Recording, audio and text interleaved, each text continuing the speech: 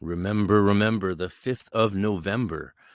Though today is the 6th of November. I didn't get to this yesterday. So 26 years ago and a day today, I made another diary entry, as one does. Let's take a look at it here. So I don't know much. I'm not much of a 5th of November person, but I know a lot of people get into it. I think it's because they like fireworks or something like that. There was a few things that I realized on this significant day in my ritual diary. I called it a night of individuality, November 5th, 1996. I said earlier that on the day of my alleged initiation into the Hermetic Order of the Golden Dawn, I felt nothing. There is but one reason for this. I was not initiated. It seems that there was a disagreement about my age.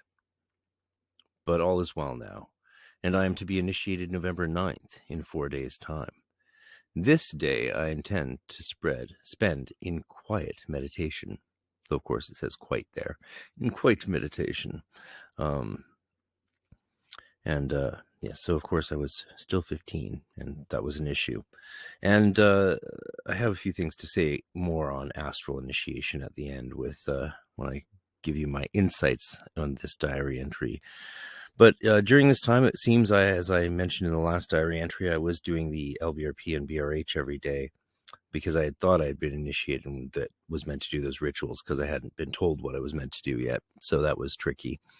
And I just wanted to get to work, as one does when they're starting something new. If you don't give people guidance on how to do things when they start things, it's very...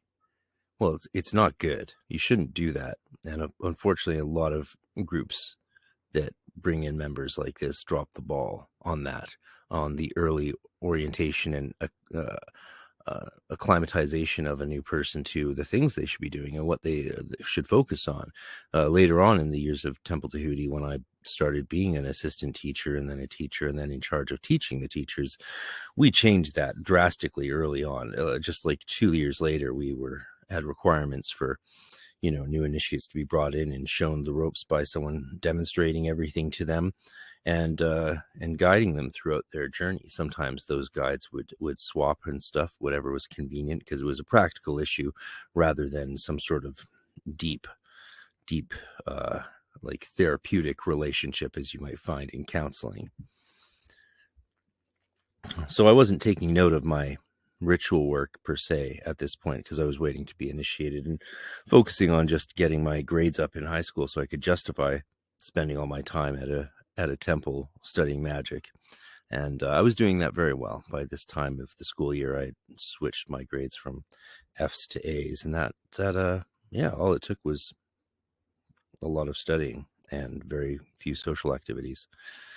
Number 2 in my diary entry: the entity I and my occult circle created is yet coming to life. I feed him every day, and after the 8th I shall feed him every week. I intend to make a fairy to act as a magical aid to me, except I will not make him through the method of pure energy raising and visualization. I shall create him via the method of meditation. I was probably not having much success with this technique at that time, but I'll say more at the end. The only other note in the diary entry today was this little personal note. Today was a day of individuality in which I deviated from the course of my friends for the reason of, I don't know. Now, that probably means they went off to play Dungeons and Dragons or do something else, play basketball, and I decided to stay and meditate and do ritual work and get my homework done for school, because we had 10 times more homework than everyone in public school at Waldorf school. It was insane. It seemed absurdly unfair, because then you're sort of making it harder for us to get good grades, and our grades are compared to public school people. So you're sort of disadvantaging us by giving us that much more work than public school people get. It was a little weird. Plus, there's more to say on that, but this is not the time and place. Let me get to just a few insights from this little diary entry that I made. Astral initiations. Now, they've never been very done much in my experience. They are more like placeholders. I always saw them as placeholders till you got the physical initiation, because that was the whole point of it, right? But in the original Golden Dawn, they had nominal grades to give people the right to study material until the initiation time had come, or until the initiation was written in the early days. So, and that was a tradition that was carried on for a very long time and is often debated. But I think, if you're going to do astral initiations, you should either put a ton of work into it to try and achieve some magical effects on the candidate, which would mean definitely only initiating one person at a time, or just, have the local adept at the temple do some sort of version of sceptering, or just make it a nominal thing until they get to the temple to do a physical initiation. There's nothing wrong with that, in my opinion. But yeah, so I've definitely thought a lot about that over the years. I know a lot of people have, and it should be noted, like, the things that happen in a Golden Dawn initiation are magical things, unlike a Masonic initiation where nothing magical is done. There's no spirits invoked to take action upon the candidate, unlike GD initiations. So if you're going to do that, it does make sense that the spirits can be like, oh yeah, we can do it from a distance, but magically everything going on in the ritual isn't happening. So you're really not getting initiated into the Golden Dawn ritual, into those initiations. You're getting initiated into something, maybe. The spirits might be starting their work upon your sphere of sensation, but that would be about it as far as I can tell.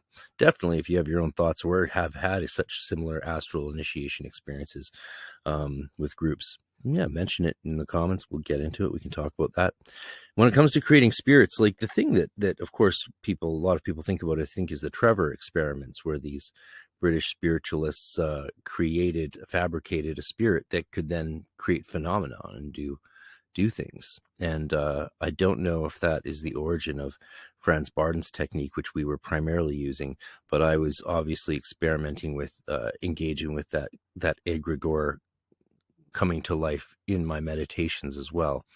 I wish I had made more details, as always, on what those things were. I liked to avoid too mundane details. I wanted to keep mundane stuff out of the magical diary because it was a talisman to keep my focus on the ritual work, which, when you're living in the humdrum world, it can be very, very challenging to do. So, but I regret it now, not seeing the magical stuff in contrast with the mundane stuff more. That would be very interesting to me and very helpful. Lastly, loneliness and friendship. I mean, you read Dion Fortune, you read a lot of occult authors, they'll let you know it's a lonely path for the most of the time that you'll be walking it, unless you find a good group or a good order, or move between different groups and orders that keep you engaged in communities of people throughout your life. But in general, there's a lot of solitude. The key is to dwell in solitude and not be lonely. But you will often find yourself having to make decisions that depart from mundane activities and doing the usual things that you would want to do with your friends if you want to be successful really in magic. There's just no way around that. So if you have some aversion to doing work on your own, maybe you would have to find a different approach than the more common ones that you're going to find. But yeah, these days there's lots of cults you can join, so I'm sure you'll be fine.